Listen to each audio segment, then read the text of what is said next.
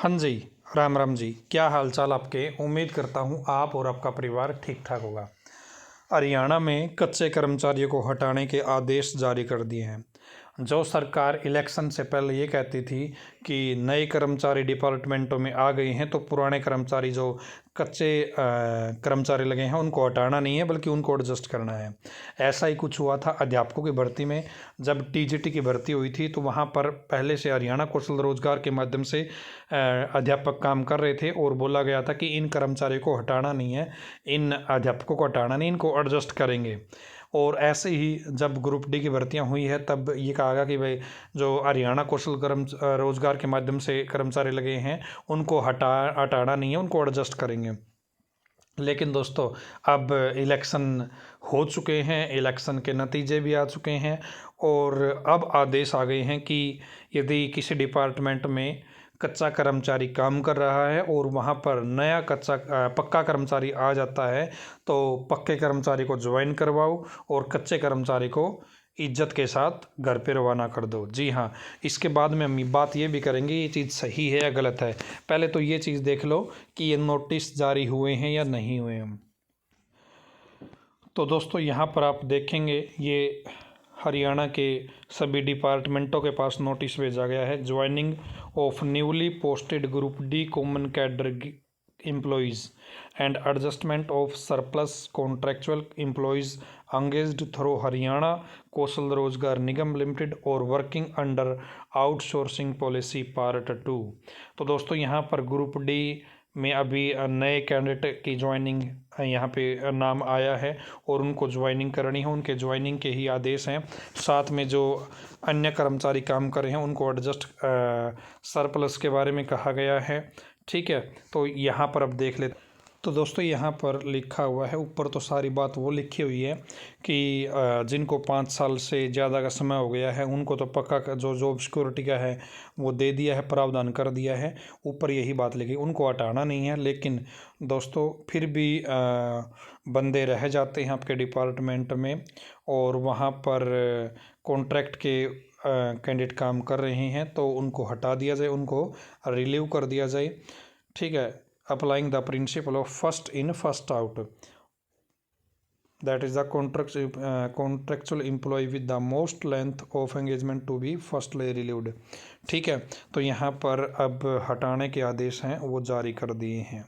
अब यहाँ पे आप देखेंगे दोस्तों ज्वाइनिंग को लेकर जारी किया गया आदेश, HKRN के 5 साल से कम सर्विस वालों पर गिरेगी गाज। तो जिनकी सर्विस 5 साल की नहीं हुई है, ठीक है, उनको हटाया जा सकता है या हटाया जाएगा। ये बात यहाँ पे साफ साफ लिखी हुई है, आपने नोटिस के अंदर भी देख लिया है। वे बंदे तो सेफ़ हैं जो जॉब सिक्योरिटी की कंडीशन में एक्ट में आते हैं, लेकिन जो जॉब सिक्योरिटी एक्ट के कंडीशन को पूरा नहीं करते हैं उनको दिक्कत हो सकती है यदि वो ग्रुप डी के कर्मचारी हैं तो।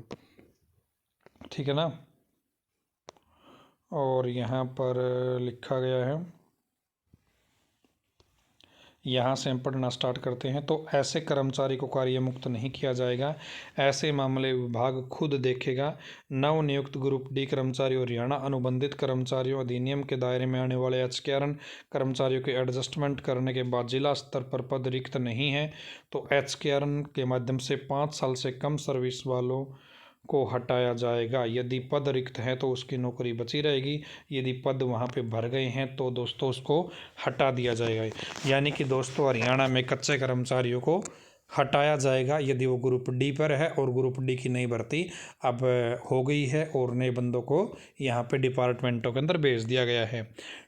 अब दोस्तों बात ये आती है कि ये चीज़ सही है या गलत है। देखिए, जब ये HKRN आया था ना, हरियाणा कौशल रोजगार का सिस्टम आया था, तब भी बहुत सारे लोगों ने विरोध किया था कि हरियाणा कौशल रोजगार है ना ये बाद में दिक्कत करेगा। ये हरियाणा सरकार का एक रास्ता था, भाई यहाँ से हम धीरे धीरे जो प्राइवेट लोग हैं DC रेट पे लोग हैं वो भर्ती करना स्टार्ट करेंगे और बाद में जैसा इनका यूज़ करना होगा उस तरीके से यूज़ कर लेंगे। दोस्तों ये HKRN ही गलत था जब आया था, लेकिन अब इसके अंदर लोग लग गए हैं और क्योंकि सभी के लिए सरकारी नौकरी है नहीं तो लोगों को कुछ ना कुछ ऑप्शन मिल गया, हरियाणा कौशल रोजगार का ही बेसिक मिला तो वे खुश थे, लेकिन अब हटाया जाएगा। मैंने ऐसे लोग भी देखे हैं दोस्तों जिनको 7 दिन नौकरी करनी पड़ी या 1 दिन नौकरी करनी पड़ी और उनको हटा दिया गया।